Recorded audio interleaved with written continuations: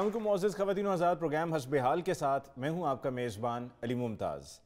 नाज़रीन, इस बदलते मौसम में बुज़ुर्गों को भी बच्चों की तरह देखभाल और केयर की ज़रूरत होती है, लेकिन अक्सर लोग बुज़ुर्गों के साथ लापरवाही का मुज़ाहिरा करते हैं, जिसकी वजह से बुज़ुर्ग मौसमी बीमारियों में मुब्तला हो जाते हैं। आइए ओल्ड एज होम चलते हैं और वहाँ चलकर मालूम करते हैं कि बुज़ुर्ग किस हाल में हैं। लग रहा है ज़ुबैर साहब कानों को टूटियां लगाकर अंदर ही अंदर ब्लड प्रेशर चेक कर रहे हैं। जिस तरह ये हिल रहा है, लग रहा है ब्लड प्रेशर हाई होने की वजह से झटके लग रहे हैं। यार दुखी हैं दुखी। देखो तो सही, सुन क्या रहे हैं कि दम दा भरोसा यार दम आवे ना आवे। यार ये तुम लोगों को टूटियों से बाहर आवाज आ रही है? भाई जुबैर, तबीयत तो ठीक है ना? या फोन करके इमरजेंसी वालों को इतला कर दें? ओ भाई, गाना सुन रहा हूँ, एंजॉय कर रहा हूँ, इसलिए साथ साथ झूम रहा हूँ। वैसे भी नसीर साहब, इमरजेंसी वाले आधी रात को जानवरों को डील करने नहीं आते। ज़ुबैर साहब म्यूजिक सुन रहे हैं टूटियां लगा के। वह टूटियां लगा के इसने म्यूजिक ही सुनना है, और कौन सा इसने MBBS किया हुआ है जो टूटियां लगा के तो ये ब्लड प्रेशर चेक करेगा। अस्सलाम वालेकुम गुल साहब। वालेकुम सलाम, क्या हाल है? ठीक ठाक है जी ठीक। और ठीक हो जनाब? जी गुल भाई ठीक ठाक। ओ यार खलो जाओ, ये तो आवाज निकलन दियो। और ठीक हो? नहीं, मैं खा ली है, रोटी खा ली है। अच्छा अच्छा अच्छा अच्छा, फिर ठीक ही है। जी वाह वाह वाह वाह। देखें तो सही जरा, नसीर साहब की खैर से सेहत ही ऐसी है, रोटी खा के भी लगता है जैसे 1.5 साल से भूखे हैं। उधर तो देखे जरा ज़ुबैर साहब को। आहा ऐसे एंजॉय कर रहे हैं जैसे छोटे रीछ को शहद मिल गया। ओ भाई जी, ये टूटियां उतार दें, जब सारे बैठे हो तो फिर बातचीत करते हैं, आप टूटियां लगा के बैठे हुए हैं। वैसे भी आप टूटियां लगाने वाले नहीं, टूटियां उतारने वाले लगते हैं। ओ यार, म्यूजिक को एंजॉय करना भी सीखो। अब भाई तुम ही करो एंजॉय, हम तो इस उम्र में इन हरकतों से बाज आए। अरे वैसे भी शौकत साहब का म्यूजिक से क्या ताल्लुक है? ये तो बुजुर्ग फरमा गए हुए हैं कि भैंस के आगे बीन बजाना फजूल ही है। गोल साहब, जुबैर साहब तो आधी रात को उठ उठ के भी गाने गा रहे होते हैं। लो, ये रात को ज़ुबैर साहब गाना गा रहे होते हैं? हाँ जी। शाबाश, मैं हैरान हो रहा होता हूँ कि कॉलोनी में गिद्दड़ बोलना शुरू हो गए। एक्सक्यूज मी, वो सर्दी की वजह से दांत बज रहे होते हैं। वो गाना गा के अपने आप को वार्म अप कर रहा होता हूँ। तो जब ये माउथ आर्गन बजाना शुरू करते हो तो बंदे के बाप की तरह उठ के स्वेटर पहना करो। बंदे का पुत्र इसलिए नहीं कह सकता कि वो मौका तो तुमने गवा दिया हुआ है। ओ जनाब, गाना गाने से सर्दी कम नहीं होनी है, सर्दी शुरू हो चुकी है, एहतियात कीजिए, स्वेटर पहना करें। बस अली मुमताज साहब, अक्सरियत का यही मसला है, स्वेटर नहीं पहनते। भाई चलो, कमरे में तो खैर होती है, कमरे से बाहर निकलते वक्त अगर बंदा स्वेटर ना पहने तो बहुत बड़ा रिस्क है। जी हाँ। वैसे भी इस उम्र में गर्म कपड़ों के बगैर बाहर निकल के हमने किसको जवानियां दिखानी है? और ये जो उम्र होती है हमारे वाली, इसमें ठंड लगती नहीं, ठंड लग जाती है। और बुजुर्ग क्या कहते हैं कि हर सर्दियां एक बाबा लेती है। हाँ। अब इधर तो सारे ही बाबे हैं, आपस में पोग लो, फिर सर्दियां किन्ने जाने।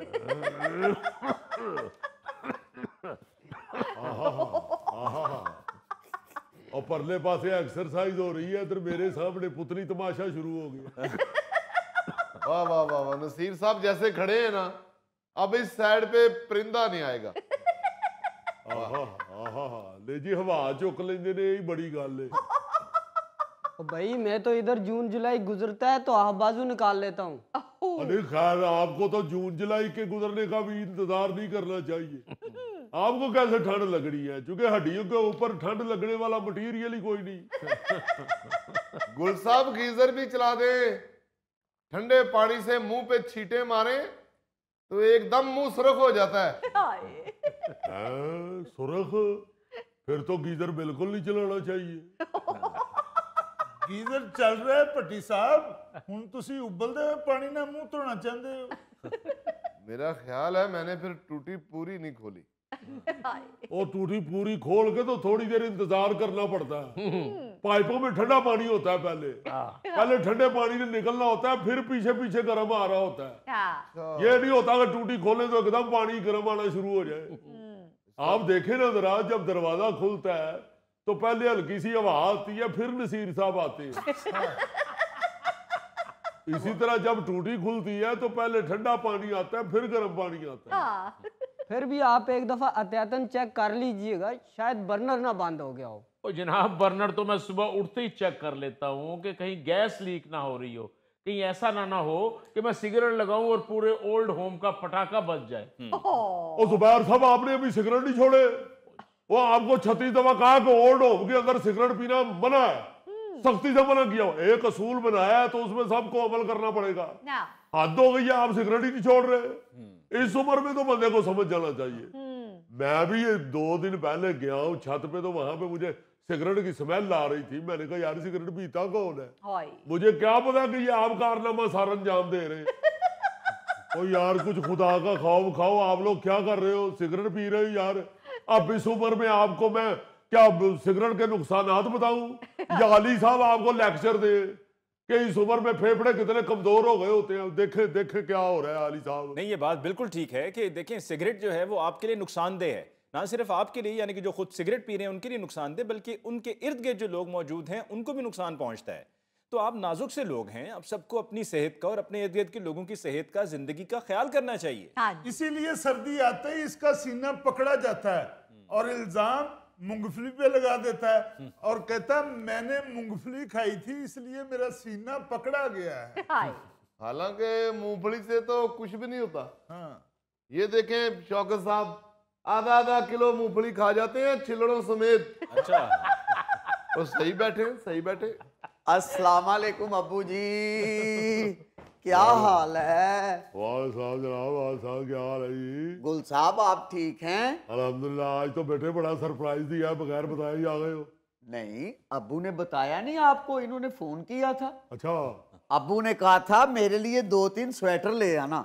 अच्छा किया तुमने। मेरा जो पुराना स्वेटर था उसमें इतना मोरा हो गया, शायद उसको चूहा टोक के है। देखो ना जरा, चूहे भी कितने बदतमीज होते हैं। झगड़ा चूहे का नसीर साहब के साथ है और गुस्सा उनके स्वेटर पे निकाल गया। बस जी, दुश्मन ने नुकसान पहुंचाना होता है, जैसे भी बचाए। वाह जी वाह, नए स्वेटर आए हैं। कोई जैकेट वगैरह भी मंगवा लेनी थी। दिखाओ ना जरा स्वेटर। देखिए जनाब, देखिए ये गजनफर जी ये नए। अब्बा जी नहीं समझे, बिल्कुल साफ सुथरे हैं, बेहतरीन है। मगर बेटा शक्ल से तो लंडे के लग रहे हैं, नए तो कहीं से भी नहीं लग रहे। ओ गुल साहब, इनकी बहू ने कहा कि अब्बू ने कौन सा ओल्ड होम से बाहर जाना होता है, आप ये लंडे वाले ही ले जाओ, ये इंग्लिश स्वेटर ज्यादा गर्म होते हैं। सदके जावा तेरे पुत्र, बहू इनकी कहेगी 2 तक में चले जाओ तो चले जाओगे। कुछ काम अपनी सोच से भी करते हैं, अपने जमीर से भी पूछते हैं। मेरी बात समझो कि लंडे का जो स्वेटर है वो बुरी चीज नहीं है, लोग पहनते हैं, मैं खुद पहन लेता हूँ। मगर खुद तुम ब्रांडेड चीजें पहनते हो, वालिद के लिए तुम लंडे का स्वेटर ले आए हो, उस बेचारे का दिल तो टूटना ही है, कहीं उसका छोटा सा दिल ले।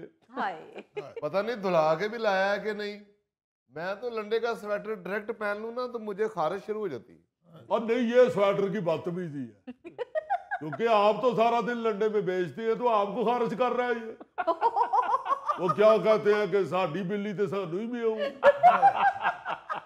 ऐसे लोग लंडे से मलबूसात और स्वेटर वगैरह लेकर पहनते हैं और उसमें कोई हर्ज भी नहीं है। जिसकी जेब उसको जितनी इजाजत दे वो उसके मुताबिक खरीदारी करता है जी। लेकिन गजनफर, ये बात ठीक है कि क्या ये स्वेटर धुलवाए भी है या नहीं, क्योंकि अगर नहीं तो कहीं ऐसा ना हो कि आपके वालिद साहब को कोई एलर्जी हो जाए। ऊपर से देखे ना साइज कितना बड़ा ले आया। ओ बेटा, इतने बड़े स्वेटर में तो नसीर साहब दौड़ते फिरेंगे। ओ गुल साहब, इनकी बहू कह रही थी कि अब्बू ने कौन सा ओल्ड होम से बाहर जाना होता है। इनकी बहू तो ये भी कह रही होगी कि अब्बू ने कौन सा अगला साल निकाल लेना। अल्लाह ना करे जी, कैसी बातें कर रहे हैं। गुल साहब, ये तो पैदाइशी रन मुरीद है, इसने बीवी की बात कब टालनी होगी। इतना बड़ा स्वेटर ये क्या खच्चर के लक पे डालना था। बेटा जी, तुसी भी पान वाले ले आने सी, तुसी तो थल्ले विछाण वाले ले आंदे जी। ਅੱਬਾ ਜੀ ਤੁਸੀਂ ਵੀ ਇਹਨੂੰ ਛੱਡ ਦਿਓ, ਕੋਈ ਹੋਰ ਵੇਖ ਲਵੋ। ਨਸੀਰ ਸਾਹਿਬ ਤੁਸੀਂ ਕੋਈ ਹੋਰ ਵੇਖ ਲਓ, ਆ ਵੱਡਾ ਮੇਰੇ ਵੱਲ ਛੱਡ ਦਿਓ। ओ बेटा ये इतना शार्प रंग है मेरे पहनने वाला? ਇਹ ਮੇਰਾ ਖਿਆਲ ਹੈ ਤੁਹਾਡਾ ਪੁੱਤਰ ਤੁਹਾਨੂੰ ਰੰਗ ਲਾਣਾ ਚਾਹੁੰਦਾ ਹੈ। अब्बू ये तो मजाक कर रहे हैं, ये कलर आजकल यूथ में बड़ा इन है। और कौन सा यूथ है, आज तक मुझे 400 की बालों की डाई तो ला के दे नहीं सके, स्वेटर मुझे यूथ वाला पहना रहे हो। ਨਸੀਰ ਸਾਹਿਬ ਕੀ ਕਰਨਾ ਸਵੈਟਰ ਤੁਸੀਂ ਥੋੜਾ ਜਿਹਾ ਰੂਮ ਮੰਗਾ ਲਿਆ ਕਰੋ, ਰੂਮ 'ਚ ਤੁਹਾਨੂੰ ਲਵੇੜ ਕੇ ਤੇ ਬਿਸਤਰੇ ਤੇ ਰੱਖ ਦਿਆ ਕਰਾਂਗੇ। अभी तो मेरा पेंशन वाला कार्ड तुम्हारे पास होता है, फिर भी तुम एक स्वेटर मेरे साइज का लेके नहीं आ सके। नसीर भाई आइंदा पेंशन वाला कार्ड अपने पास रखें और खुद फिर बाजार से जाके अपने लिए नया स्वेटर खरीद के लाएं। तो कोई बात नहीं यार, सारी जिंदगी इन बच्चों की खातिर मैंने खुद लंडा ही पहना है, अब भी पहन लूंगा, लेकिन मेरे साइज का तो कोई हो। ਉਹ ਨਸੀਰ ਸਾਹਿਬ ਤੁਹਾਡੇ ਸਾਈਜ਼ ਦਾ ਲੰਡੇ 'ਚੋਂ ਨਹੀਂ ਲੱਭਣਾ, ਤੁਸੀਂ ਸਲਾਈਆਂ ਤੇ ਬਣਾਓ ਸਵੈਟਰ, ਬਲਕਿ ਤੁਹਾਡਾ ਤੇ दिया सलाइयां तो भी बन जाना। एक दिन मुझे नसीर साहब खुद बता रहे थे कि 35 साल की उम्र तक मेरी साइज की पैंट बाजार से मिलती ही नहीं थी, फिर मैं लास्टिक वाली पहनता था। बुजुर्गों, आप उन्हें खामखा में ऐसे ही तंग कर रहे हैं और उनकी सेहत पर लेकर मजाक कर रहे हैं। आपको नहीं मालूम, सियाने कहते हैं कि जितना छोटा जिस्म उतनी कम बीमारियां। हाँ मगर बच्चों को भी चाहिए ना कि थोड़ा जिहा जिस्म है उन्होंने ढकन दा ते बंदोबस्त करन। सर्दियां च बेचारे नूं स्वेटर नहीं मिलता, गर्मियां सारियां शर्ट ला के सलमान खान अंदर फिरन डे हुंदे ने। मैंने तो कई दफा रिक्वेस्ट किया नसीर साहब शर्ट उतार के बाहर ना जाया करें, कहीं चील चपटा मार के ही ना ले जाए। नहीं गुल साहब इस बात का फिक्र ना किया करें आप, चील जो है वो खाती है मांस, तो मांस तो नसीर साहब पे है ही नहीं। बात ये है अली मुमताज साहब, हमको उनका मजाक नहीं उड़ा रहे, ना ही उनको तंग कर रहे हैं, हम तो इनके बेटे को एहसास दिला रहे हैं। गुल साहब अगर एहसास होता उसे तो बाप आज ओल्ड होम में तो ना होता। ओ भाई मुझे किसी ने नहीं भेजा ओल्ड होम, मैं खुद आया हूँ यहाँ। मेरी बहू की ये जरूरत है कि मुझे यहाँ पे भेजे, मैं टांगे ना तोड़ दूं इसकी। ओहो ब्लड प्रेशर हाई हो गया। ओ बेटे जल्दी से एक चम्मच पानी लेके आओ। घर की रजिस्ट्री आज भी मेरे नाम पे है।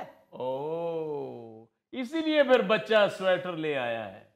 एक हम हैं कि जिन्होंने अपने बाजू काट के अपने बच्चों को दे दिए, रजिस्ट्रियां उनके नाम कर दी, मकान उनके नाम कर दिए, और आज ओल्ड होम में बैठे हुए।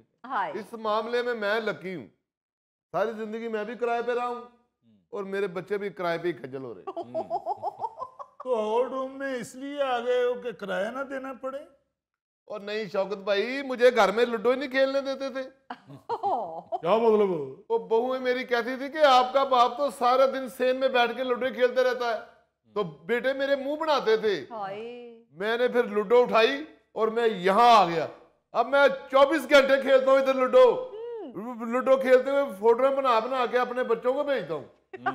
अरे वाह, इसका मतलब है आपकी फैमिली में आजकल लूडो वार चल रही है।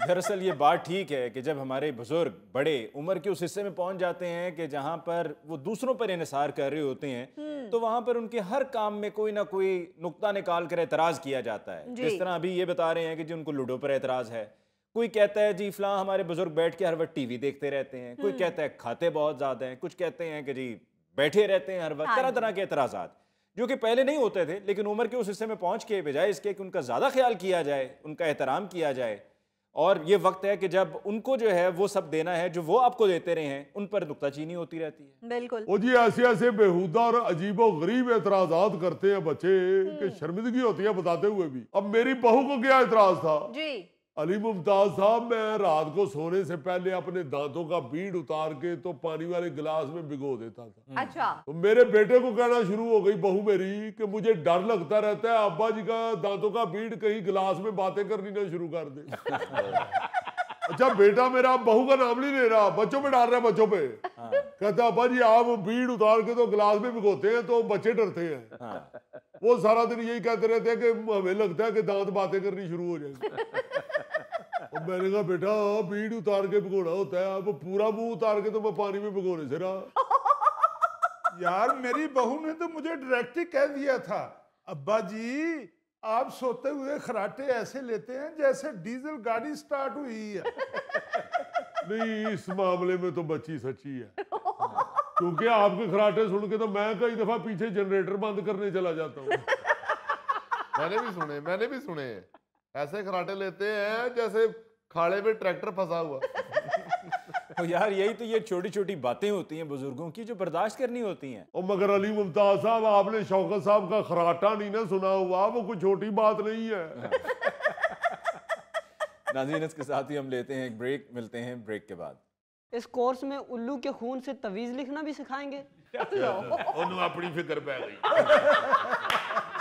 ओए उल्लू,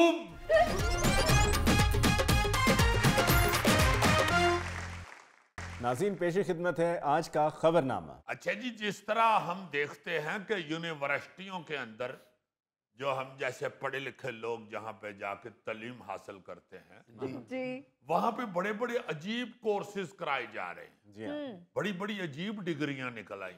हाँ जी। आप हैरान होंगे सुन के एक खबर को कि ये व्हाट इज दिस। आप लाइमन कहेंगे, जाहिर है आप भी पढ़े लिखे लोग हैं। जी हाँ, आप कह दें क्या?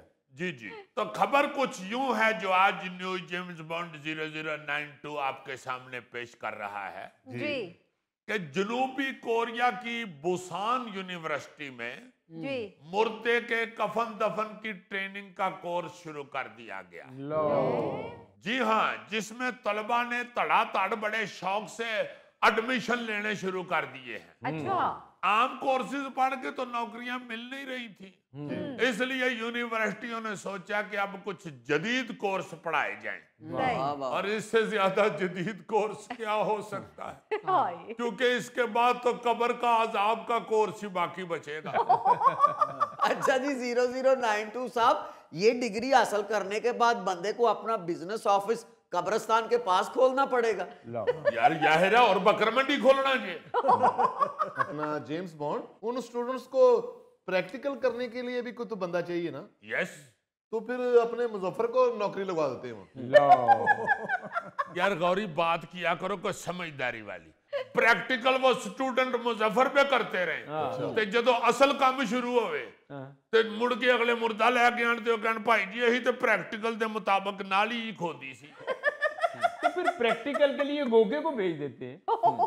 यार एक तो पाकिस्तानियों को फौरन जॉब की पड़ जाती है। हाय, सवाल इधर ये पैदा होता है कि इस डिग्री का जो स्पेशलिस्ट होगा जी, जी, उसकी डिमांड्स क्या होंगी। हाँ, वो जो प्रोफेसर गोनकन साहब होंगे वो तो मुर्दे को एक नजर देख के ही तो तफसील लिख देते होंगे। 2 शीशियां कफूर, 3 खजूर वाली चटाइयां, 1 अदद नया लोटा, या फिर मेरा ख्याल है हस्बे मुर्दा या हस्बे जरूरत वो लिस्ट लिख के देते होंगे। हाय, वैसे जिस प्रोफेसर गोरकंद की कब्र छोटी बड़ी निकल आई, उसका तो कारोबार घट जाएगा।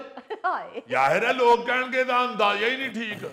चलो अगले प्रोफेसर को चलिए। आहो जी, वो कहणगे खाम खा साडा मुर्दा तंग हुंदा रहेगा। ओ भाई, आप लोग मजाक समझ रहे हैं। बड़े बड़े अजीब कोर्स मुतारिफ करवाए जा रहे हैं। अब एक चीनी यूनिवर्सिटी में शादी को लेकर ऐसे मज़ामीन ऑफर किए जा रहे हैं कि जिसका मकसद शादी के कारोबार को फरोग देना है। वाह, अब कायदा इंडस्ट्री बना रहे हैं। वाह जी, मेरा ख्याल है ये जो शादी के मयामीन ऑफर कर रही है ना चीनी यूनिवर्सिटी, हाँ जी, इन्हीं को देख के तो जनूबी कोरिया को गुस्सा चढ़ा और उन्होंने कहा कि ठीक है, फिर जहां बजती है शहनाइयां वहां मातम भी होते हैं। इन्हें जो ब्याह दे कोर्स शुरू कीते ने ते यही फिर गोरकंद शुरू कर ली।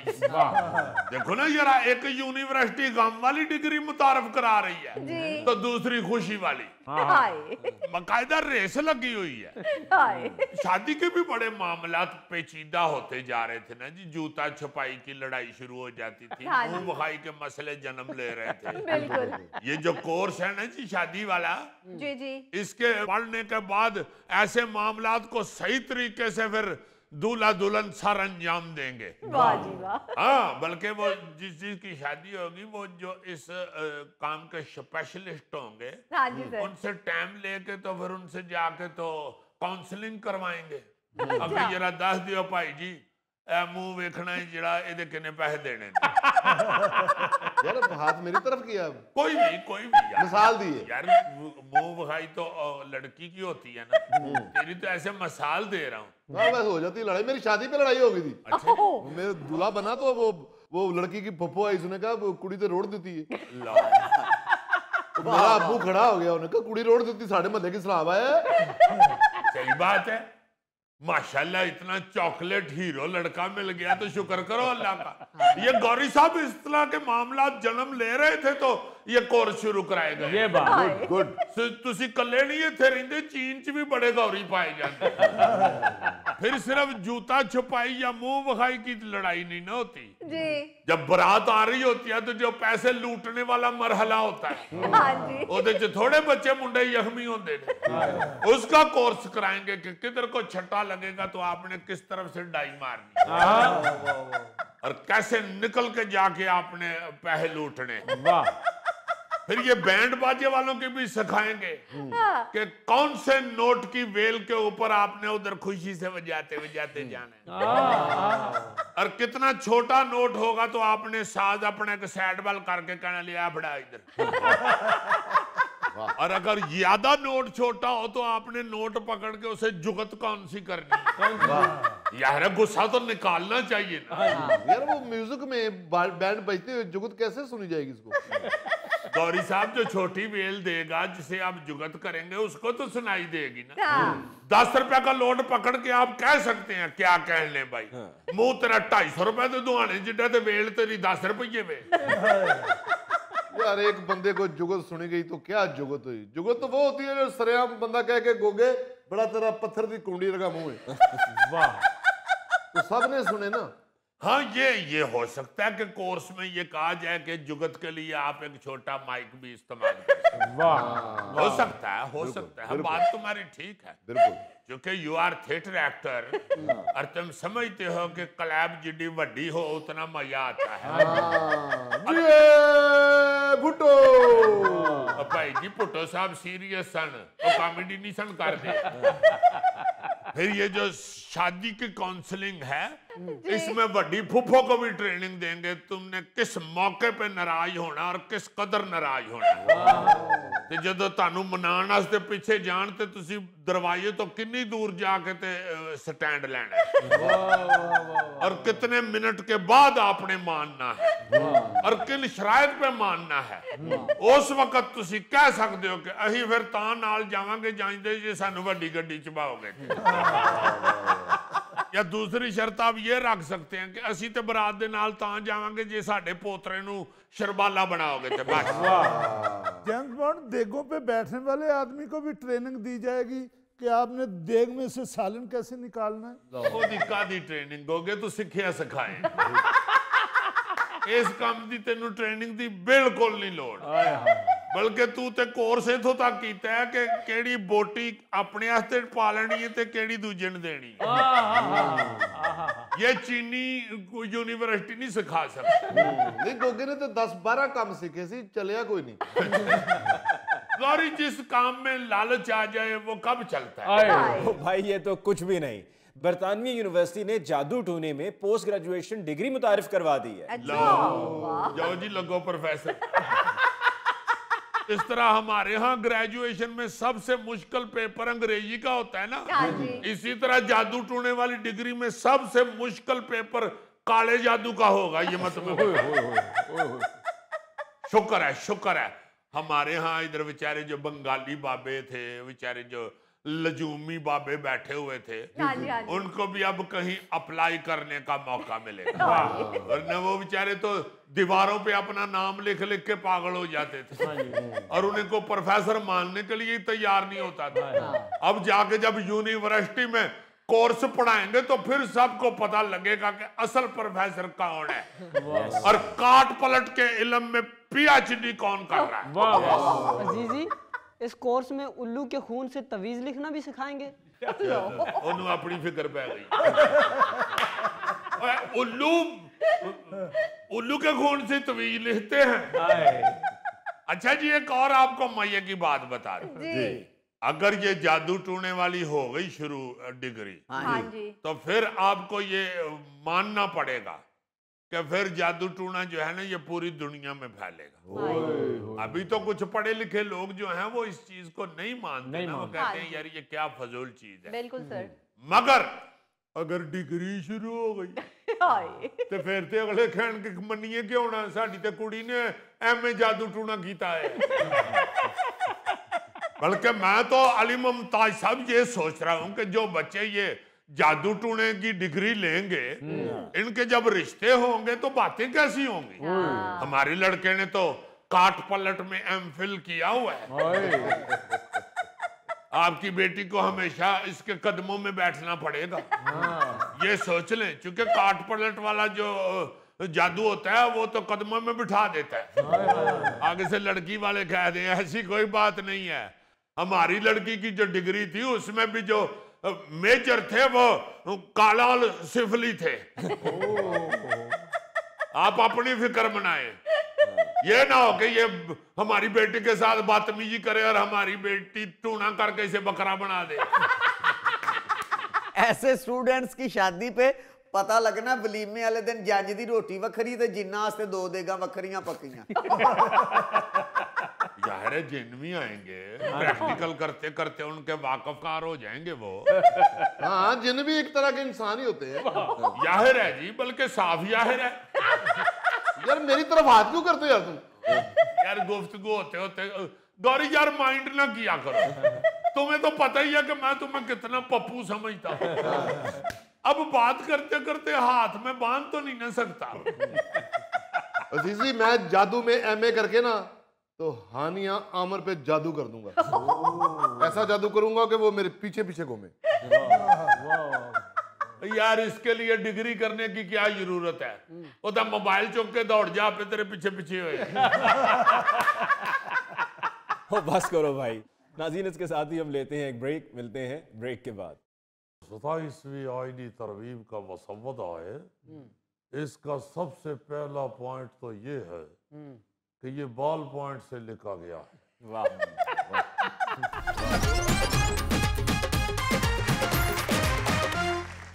नाज़रीन 27वीं आईनी तरमीम के लिए हुकूमत और अपोजिशन के दरमियान मुकाबला जारी है और इस मुकाबले का फैसला करवाने के लिए हमेशा की तरह इस दफ़ा भी फरीकैन सीनियर सियासतदान और JUI के सरबरा मौलाना फजल रहमान साहब के घर का रुख किए हुए हैं। आइए हम उनसे पूछते हैं कि क्या होने जा रहा है। बहुत शुक्रिया अली साहब। सबसे पहले तो मैं ये वाज़े कर दूं कि सियासी मामलात पर मशावरत के लिए मैंने इस्लामाबाद का रुख ज़रूर किया है, लेकिन लाहौर का दौरा मनसूख न समझा जाए। यहाँ पे हमारे मोहतरम चौधरी शुजात हुसैन साहब से मुलाकात तय थी, जिसे सिर्फ इसलिए आगे करने का सोचा कि आजकल लाहौर में स्मोक बहुत है। ये धुंध के जो दिन होते हैं इसमें मेरा ख्याल है सफर में एहतियात करनी चाहिए, और जब डबल धुंध हो जाती है तो फिर तो ज्यादा एहतियात करनी चाहिए। मौसम में भी धुंध छाई हुई है और सियासी माहौल में भी धुंध छाई हुई है। वाह। तो मैं फिर नहीं चाहता था कि जनाब मोहतरम चौधरी शुजात हुसैन साहब से मुलाकात के चक्कर में उनको खुदा न खास्ता नज़ला जुकाम बुखार ना हो जाए। मौलाना साहब वो तो हैं ही लाहौर में, ये खदशा तो आपको होना चाहिए। देखे बात ये है कि हमें ये डस्ट या स्मोक से इतना खतरा नहीं है, क्योंकि मेरे भाई हम इससे ज्यादा कहीं बड़े बड़े खतरात से निपटने का फन जानते हैं। क्या बात है। हमें चौधरी साहब की सेहत की फिक्र है, और बात ये है कि जब चौधरी साहब से गुफ्तगू शुरू होती है ना तो फिर अक्सर हम दोनों ही गुफ्तगू के दौरान बहुत दूर निकल जाते हैं, और मैंने सोचा कि कहीं उस तरफ ना निकल जाए जिधर धुंध और ज्यादा हो। तो फिर वो तो उनकी सेहत के लिए फिर मुज़िर हो सकती है ना जी। हाँ जी। तो ऐसे हालात में चौधरी साहब की सेहत पे असर पड़ सकता है। रह गई हमारी बात, तो हमें तो अपने से ज्यादा जमहूरियत की फिक्र है जी। और इसीलिए आप देख रहे होंगे कि हम मुख्तलिफ रहनुमाओं से मुलाकातें भी कर रहे हैं, क्योंकि आइन को खुलवाड़ नहीं बनना चाहिए। 27वीं आईनी तरमीम जो है जी, इसकी बातें की जा रही है और हुकूमत हमसे गैर मशरूत ताउन की ख्वाह है, जबकि हमारा उसूल है, बल्कि अली मुमताज साहब सुनहरी उसूल है जी कि हम बगैर गौर व फिक्र किए और बिना मशावरत के तो बैठकर एक टांग तक नहीं हिलाते। मौलाना साहब 27वीं आईनी तरमीम का मुसव्वदा आपकी नज़र से तो गुजरा होगा। देखिए, हमारी नज़र से तो मुख्तलिफ चीज़ें गुजर रही है। अभी थोड़ी देर पहले आपके ये गोगा जी गुजरे थे। तो हम तो बड़े बड़े पहाड़ जो है अपनी नजरों के सामने देख रहे हैं, बल्कि गोगा जी तो आपको गुजारा दे रहे हैं। हमने तो इनसे ज्यादा गई गुजरी चीजें अपने सामने से गुजरती हुई देखी है। अलबत्ता ये ज़हन में रखें, 27वीं आईनी तरमीम का मुकम्मल मसवदा सामने आएगा तो ही हम कुछ हतमी राय दे पाएंगे। मौलाना साहब जो सामने आया है उसकी तो राय देना। चले जी, उतनी राय दे देते हैं। माशाल्लाह 5.5 बन के हैं। वो नहीं जी, गोगे की नहीं, 27वीं आईनी तरमीम की राय मांग रहे हैं। वैसे मैं माफी चाहता हूँ गौरी साहब, आपको क्या मालूम है कि 27वीं आईनी तरमीम किस चिड़िया का नाम है? बल्कि आपके सामने चिड़िया नहीं कहना चाहिए। आपको क्या मालूम है कि 27वीं आईनी तरमीम किस बागड़ बिल्ले का नाम है? आपको तो ज्यादा से ज्यादा मेरा भाई ये पता होगा कि घोड़े की टांगे 4 होती है। जी ये तो मुझे पता है, घोड़े टांगे पे मैं बहुत फिरा हूँ। जी हाँ, मुझे आपकी मालूमात का अंदाजा है। आपको ज्यादा से ज्यादा या ये पता हो सकता है कि दूध पत्ती में दूध और पत्ती का होना बड़ा जरूरी है।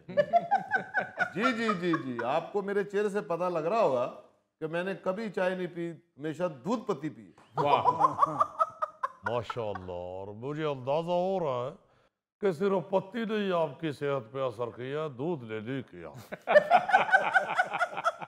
देखिए, ये जो 27वीं आईनी तरमीम है, जी जी, ये एक बड़ा पेचीदा मसला है। जी इस पेचीदा मसले को हल करने के लिए इंतहाई सीनियर और जीरक सियासतदानों को साथ बिठाना बड़ा जरूरी है। अच्छा, चले मौलाना, हमारे नाजरीन के लिए तो कुछ बताएं। बात ये है कि अगर आप अपने लिए पूछ रहे हैं तो मैं बता देता हूँ। वाह, नाजरीन तो आपको पता है टिकटॉक से ही फारिग नहीं हो रहे।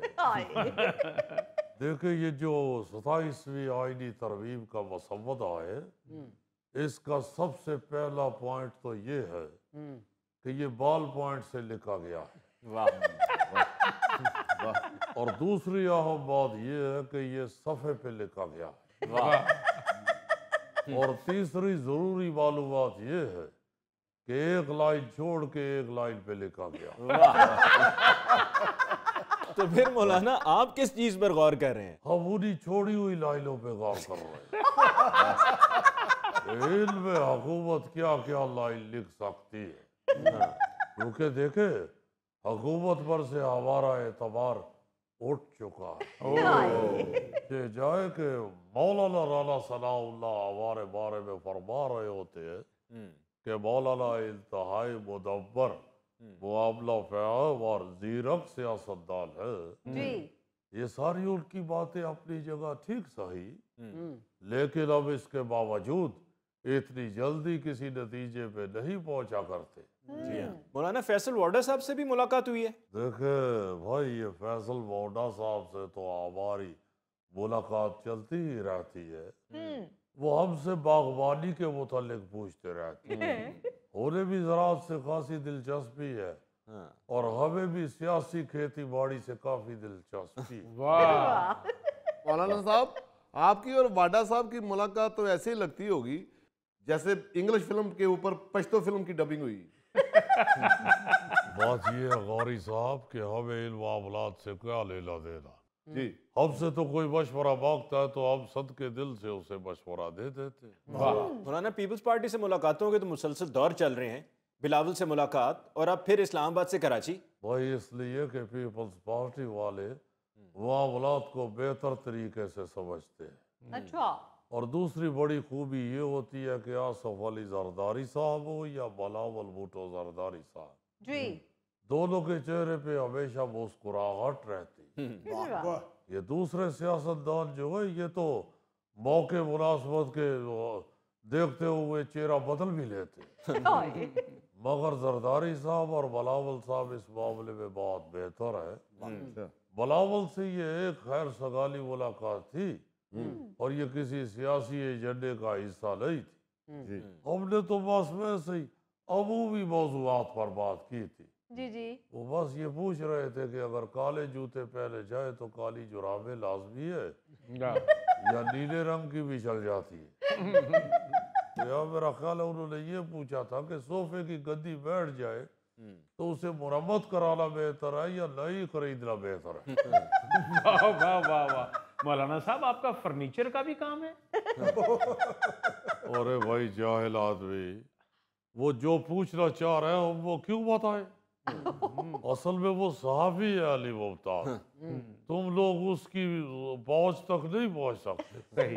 वो हमें कुरेद रहा है और आपको मालूम होना चाहिए कि हम इतनी जल्दी कुरेदे नहीं जाते। नहीं मौलाना साहब, अस्तगफिरुल्लाह, मैं आपको क्यों कुरेद दूंगा। अच्छा, वो फैसल वाडा साहब ये कहते हैं कि 27वीं आईनी तरमीम के लिए नंबर्स पूरे हैं और मौलाना का मसला नंबर्स नहीं, बस उनका होना जरूरी है।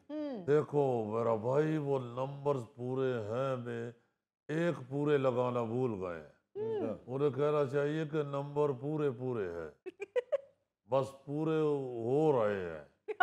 इस तरह बात करनी चाहिए। याद रखे मेरी बात, जब तक हम अक्कड़ बक्कड़ पंबे पो नहीं करेंगे 80-90 पूरा 100 कैसे होगा? मौलाना साहब, इस बात का तो हमें पता है, जब भी हुकूमत किसी मसले में उलझती है उस मसले का 80-90 पूरा 100 आप ही करते हैं। अब देख रहे हो जरा, अक्कड़ बक्कड़ खुद गवाही दे रहा। अच्छा मौलाना, आपकी तर्ज सियासत को लेकर एक सवाल।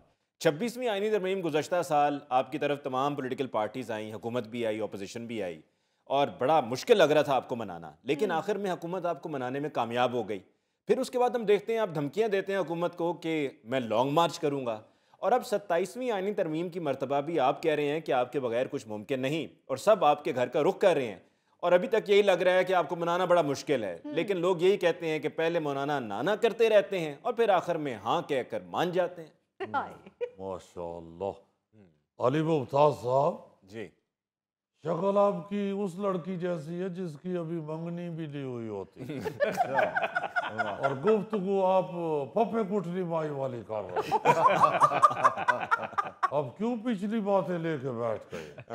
कोई सीधी सीधी बात है, अल्लाह ताला के फजल करम से हमारा एक मुकाम है सियासत पे, हमारी एक हैसियत है हुकूमत पे। भाई नहीं हमारे पास आए, खुद कर ले जो उन्होंने कर ले। जब उनको नजर आता है कि ये मौलाना के बगैर नहीं हो सकता तो फिर ही हमारे पास आते हैं ना। और हमने कोई बांटने के लिए हलवे की देग तो नहीं चढ़ाई हुई, वो जो लेने के लिए आते हैं। वो अगर आते हैं हमें राजी करने के लिए आते हैं या हमारी शमूलियत के लिए आते हैं तो वो जरूरी है तो आते हैं ना। ठीक है जनाब, ठीक है। नाज़रीन, इसके साथ ही हम लेते हैं एक ब्रेक, मिलते हैं ब्रेक के बाद। पहले वो गांव वाले ने पूछ लो मेरी रोटी पूरी कर लेंगे, क्योंकि गांव वालों से क्या पूछना है, उनकी तरफ से जवाब है।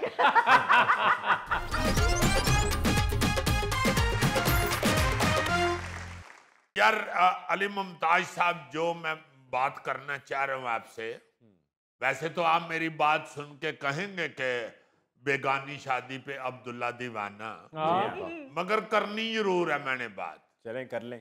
यार ये जो अमेरिका के न्यूयॉर्क शहर का मेयर बना है, हाय हाय हाय हाय हाय, थैले तेरी मेहरबानी, मैं थके हैं, जरा हल्का जिहा डांस कर दे। Come on, people, everybody, yeah! Wow!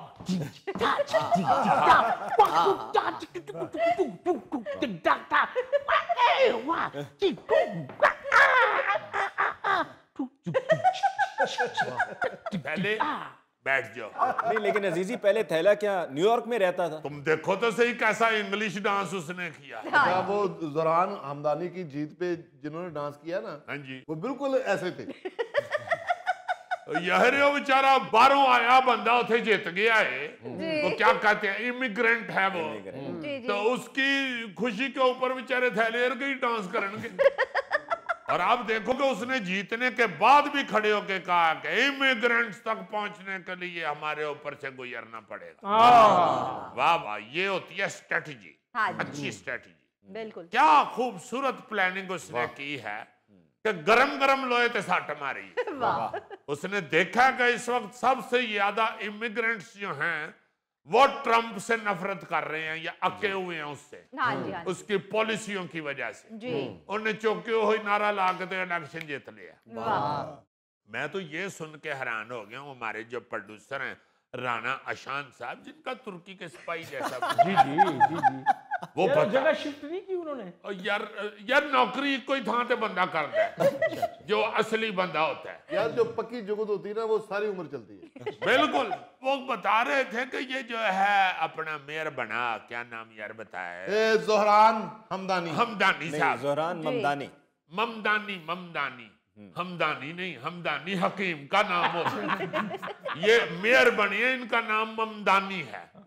वो बता रहे थे राना साहब, देखो ना अब फिर दोबारा बताना पड़ेगा जिनका तुर्की के सिपाही जैसा है। वो बता रहे थे कि ये जो ममदानी है साल पहले की बात है कि वो अकेला सड़क पे खड़ा था जी हाँ, और लोगों की मिन्नतें कर रहा था कि चंद सेकंड मेरी बात सुनने। सड़क पे अकेला खड़ा होकर कह रहा था, माइक पकड़ के खड़ा होता था, माइक पकड़ के खड़ा लोगों को कह रहा था, तो उसकी कोई बात सुनने के लिए तैयार नहीं था।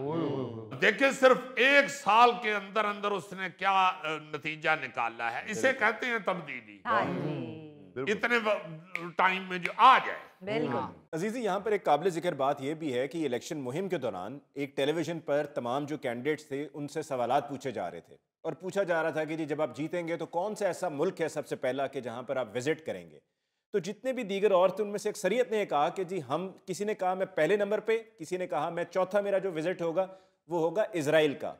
और ज़ोहरान ममदानी ने वहाँ पर बेखौफ होकर दलेरी से बैठ कर ये कहा कि मैं न्यूयॉर्क शहर में ही रहूँगा, मुझे कहीं जाने की ज़रूरत नहीं है क्योंकि मैंने न्यूयॉर्क के लोगों के काम करने हैं। यानी कि उसने इजराइल का नाम नहीं लिया ये सोचते हुए कि जी वहाँ पर इजराइल का नाम लूँगा तो जूइश लॉबी की तरफ से सपोर्ट मिलेगी, वो वोट मिलेगा।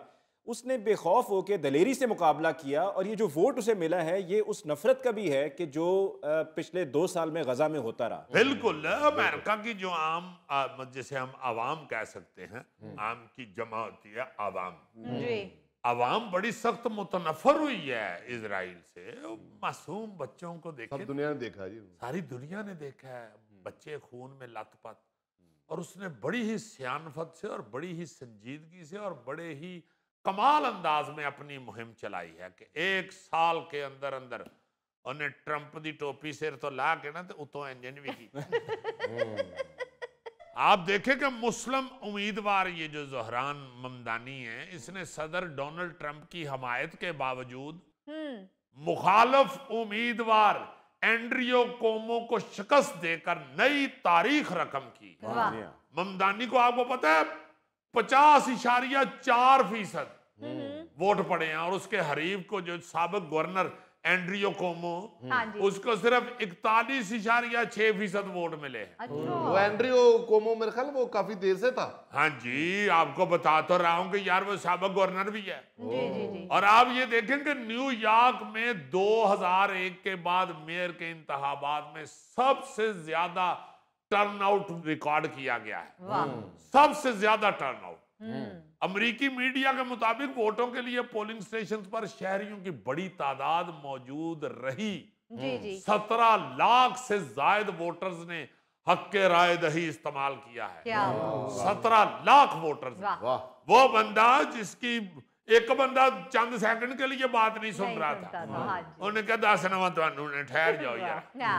फिर उसने क्या लोगों से मोहब्बत का मुजाहरा किया है।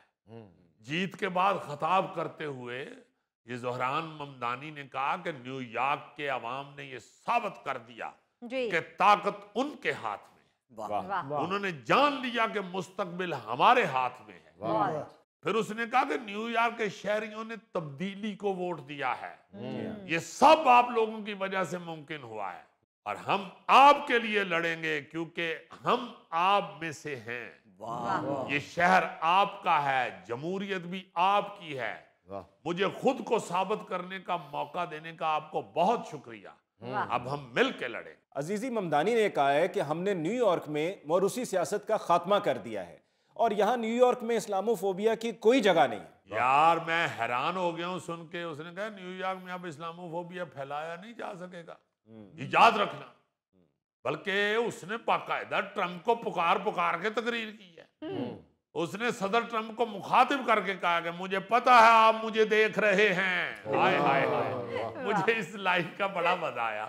मैं क्या वाकई ट्रंप अगर देख रहा हुआ तो उन्हें टोपी सिर तो ला के टीवी पे कट मार दी। उसने कहा कि डोनाल्ड ट्रंप मेरे पास तुम्हें कहने के लिए सिर्फ 4 लफ्ज हैं, टर्न अप द वॉल्यूम, आवाज बढ़ा दो, बस और कुछ नहीं। यार कैसी सच्ची बात कही है ज़ोरान ममदानी ने कि तारकीन वतन ने ही न्यूयॉर्क को आबाद किया है, मजबूत किया है और वही इसको बेहतर बनाएंगे। अच्छा, अपने सिंध के मुराद अली शाह साहब ने बड़ी दिलचस्प बात की है जी। उन्होंने कहा जी कि सिंध की सियासत न्यूयॉर्क तक पहुंच चुकी है। क्योंकि ममदानी ने अपना नारा जो लगाया, लोगों को मंशूर अपना बताया, उसमें रोटी कपड़ा और मकान भी था। साथ ये ट्रांसपोर्ट का किराया, ये वो ट्रांसपोर्ट का बंदोबस्त और ये चाइल्ड केयर वगैरह, मगर रोटी कपड़ा और मकान भी था। अच्छा, तो उस पे मुराद अली शाह साहब ने कहा कि ममदानी साड़ी नकल करके जीते है।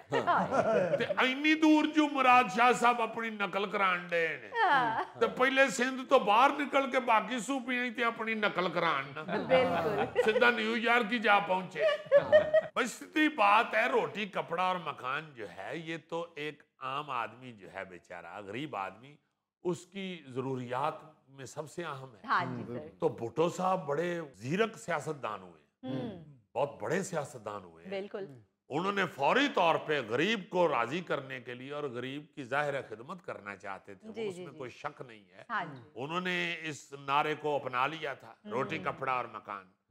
मगर ये मैं अपना मुराद अली शाह साहब को भी याद कराता चलूं कि ये नारा सबसे पहले यूके में लगाया गया था। अच्छा। जी हाँ, दूसरी जंगे अजीम के बाद इंग्लैंड के जो वजीरे मेहनत थे ना जी, उन्होंने रोटी कपड़ा और मकान की बात की। तो चूंकि भुट्टो साहब मेरी तरह इंग्लिश आदमी भी थे। भुट्टो साहब के दौर में गोगे को मकान तो मिल गया, ना इसकी रोटी पूरी हुई ना इसका कपड़ा पूरा है।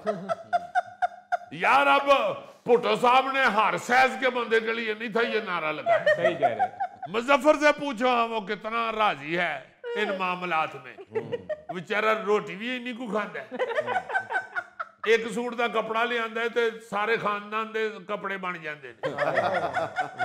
तो मकान दी भी उन्होंने कोई प्रॉब्लम नहीं, किसी भी खोड़ च वड़ जाता है। अजीजी भाई मुझे लग रहा है कि मुझे आप लोगों को अपने गांव मुजफ्फराबाद ले जाना पड़ेगा। वाह वाह, इसका पूरा गांव टाली पे रहता है। पहले वो गांव वाले ने पूछ लो मेरी रोटी पूरी कर लेंगे, क्योंकि गांव वालों से क्या पूछना है, उनकी तरफ से जवाब है। नाज़रीन, इसके साथ ही आज के प्रोग्राम हस्बे हाल का वक्त खत्म हुआ चाहता है। अपने मेज़बान अली मुमताज़ को दीजिए इजाज़त। अल्लाह निगहबान।